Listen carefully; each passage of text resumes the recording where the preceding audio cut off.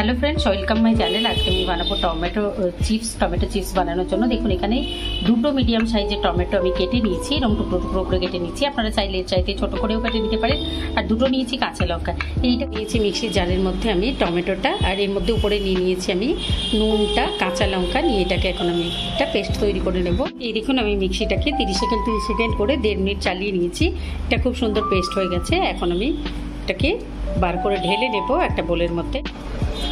দেখুন আমি টমেটোটা পিষে নেওয়ার পরে এর মধ্যে দেখুন টমেটো পেস্টটা পিষে নিয়েছি। পিষে নেওয়ার পরে এর মধ্যে নিয়ে নিয়েছি আমি, এখানে রয়েছে আমার বেসন, এখানে রয়েছে জোয়ান, এখানে রয়েছে আমার ওটসের গুঁড়ো, ওটসটাকে আমি গুঁড়ো করে নিয়েছি। আর এইখানে নিয়েছি আমি বেসনের উপরে, নিশ্চয়ই দেখতে পাচ্ছেন এটা হচ্ছে হিঙের গুঁড়ো। তো এর মধ্যে এখন আমি ঢেলে নেব টমেটো পেস্টটার মধ্যে আমি নুন আর কাঁচা লঙ্কা দিয়ে যে পেস্টটা করে নিলাম সেই পেস্টটা আমি এর মধ্যে নিয়ে নিচ্ছি। প্রথমে আমি অর্ধেকের বেশিটা ঢেলে দিলাম। এখানে আমি পুরো টমেটো পেস্টটাই নিয়ে নিয়েছি। দেখুন এটা খুব শক্তভাবে মাখা হয়েছে, তো আমি পুরো টমেটো পেস্টটা এখানে মিলিয়ে নিয়েছি। আর নিয়ে নিয়েছি এখানে আমি 1/2 টিস্পুন লঙ্কা গুঁড়ো। আপনারা চাইলে লঙ্কা গুঁড়ো যদি লাল লঙ্কার গুঁড়ো না মেলাতে চান তাহলে কাঁচা লঙ্কাটা আমি যেটা দুটো মিলিয়েছি, আপনারা ঝালের পরিমাণটা নিজেদের পরিমাণ মতো বুঝে লঙ্কার পরিমাণটা বাড়িয়ে নিতে পারেন, তাহলে কাঁচা লঙ্কাটাই বাড়িয়ে দিতে পারেন। আমি এখন এটাকে খুব ভালোভাবে মেখে নেব। রুটির ডোয়ের থেকে একটু সফট মাখবো আমরা এটাকে। আমরা এটাকে মেখে নিয়েছি খুব ভালোভাবে।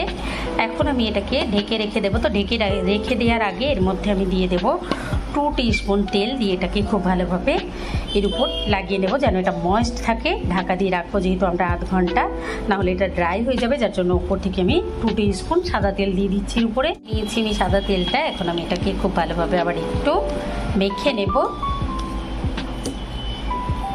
তেলটা দিয়ে দিয়েছি, এখন আমি এটাকে ঢাকা দিয়ে রেখে দেবো।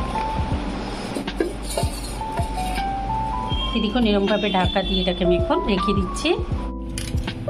20 থেকে 25 মিনিট পর আবার আমি নিয়ে নিয়েছি ডোটা নিয়ে এর উপরে আমি নিয়ে নিয়েছি আরও 1 টিস্পুন তেল দিয়ে নিয়েছি।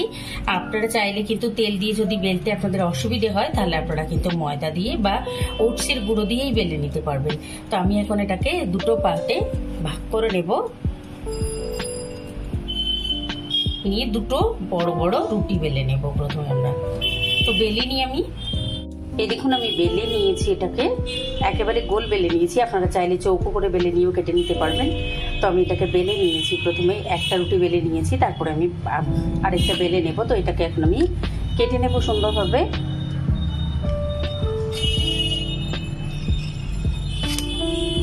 আপনারা নিজেদের পছন্দ মতো আকারে কেটে নিতে পারবেন, যেরকম শেপ দিতে চান সেরকমভাবে কেটে নিচ্ছি। মিশিয়ে পরে আমি এইভাবে কেটে নিয়েছি সবগুলো ত্রিকোণ আকার করে। আপনারা যেরকম নিজেদের ইচ্ছে মতো আকারে কেটে নিতে পারবেন। আমি এখন তুলে নিচ্ছি সবগুলোকে। এরকমভাবেই আমরা সবটা বেলে নেব।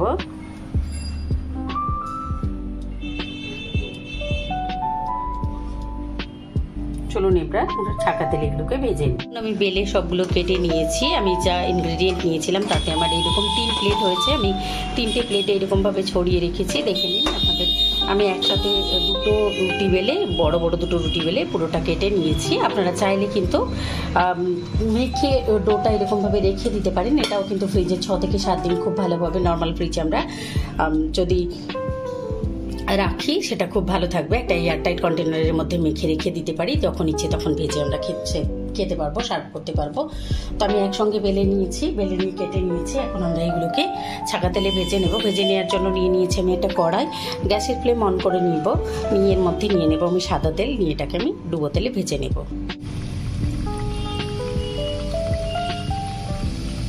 এক ব্যাচে ঠিক যতগুলো ধরবে আমি ঠিক ততগুলোই দেব।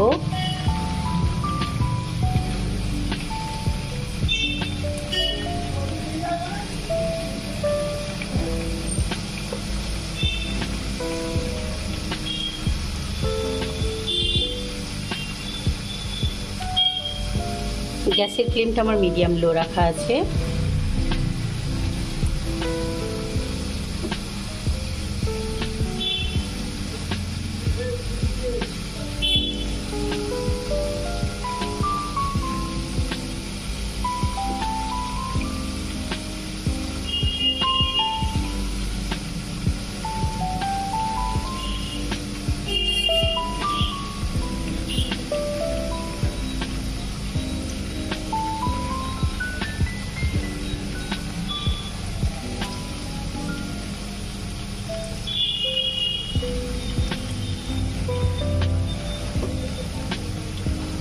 এখন আমি এগুলোকে একটু নাড়িয়ে নেব।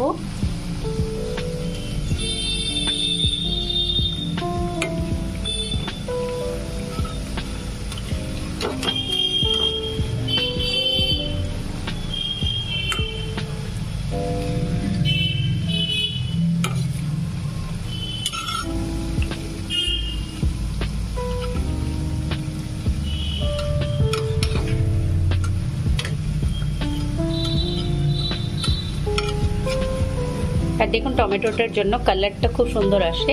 তো এটা দেখতে এত ভালো লাগে যে বাচ্চারা এমনি খেয়ে নেবে, বড়দেরও খুব ভালো লাগে।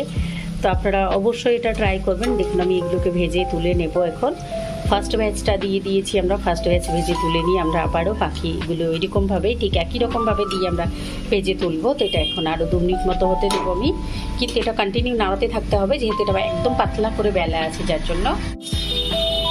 দেখুন 2 মিনিট হয়ে গেছে, এগুলো আমার ভাজা হয়ে গেছে। নিশ্চয়ই আপনারা দেখে বুঝতে পারছেন যে কালারটাই চেঞ্জ হয়ে গেছে। তো এখন আমি এগুলোকে তুলে নেব। এই ব্যাচটা তুলে নিচ্ছি আমি।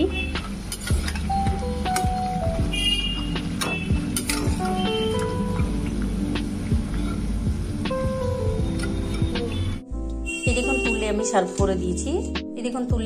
করে দিয়েছি। আমি 4টে ব্যাচে এটাকে ভেজে নিয়েছি। আপনারা অবশ্যই এটা ট্রাই করবেন। এটা খুব ক্রাঞ্চি হয়েছে, খুব ক্রিপসি হয়েছে, খুব ট্যাঙ্গি একটা ফ্লেভার রয়েছে।